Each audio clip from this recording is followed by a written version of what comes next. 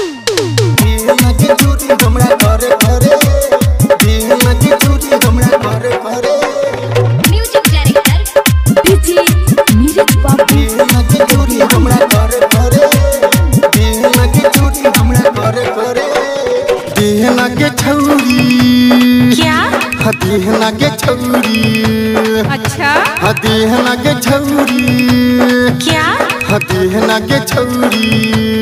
अच्छा आई तू धराई छे भोरे भोरे क्या आई तू धराई छे भोरे भोरे अच्छा देहना के छौरी क्या देहना के छौरी अच्छा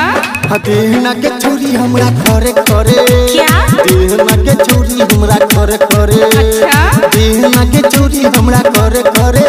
क्या देहना के छौरी हमरा करे करे अच्छा आई तू धराई छे भोरे भोरे क्या आई तू धराई छे भोरे भोरे अच्छा देहना के छौरी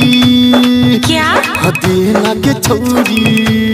अच्छा देहना के छौरी हमरा करे करे क्या देहना के छौरी हमरा करे करे अच्छा देहना के छौरी हमरा करे करे क्या देहना के छौरी हमरा करे करे देहना के छौरी हमरा करे करे देहना के छौरी हमरा करे करे देहना के छौरी हमरा करे करे नीरज बाबू गद्दियानी देहना के छौरी हमरा करे करे देहना के छौरी हमरा करे करे आई तू धराई छे गाँव के बहरा ले ले छोड़बौ आई हम गे तोरा ले ले छोड़बौ आई हम गे तोरा आई तू धराई छे गाँव के बहरा ले ले छोड़बौ आई हम गे तोरा मन हमर भेल छै हरे हरे अच्छा मन हमर भेल छै हरे हरे क्या देहना के छौरी अच्छा देहना के छौरी क्या देहना के छौरी हमरा करे करे अच्छा देहना के छौरी हमरा करे करे क्या देहना के छौरी हमरा करे करे अच्छा देहना के छौरी हमरा करे करे देहना के छौरी हमरा करे करे देहना के छौरी हमरा करे करे देहना के छौरी हमरा करे करे नीरज बाबू टीएस रिकॉर्डिंग स्टूडियो दरभंगा।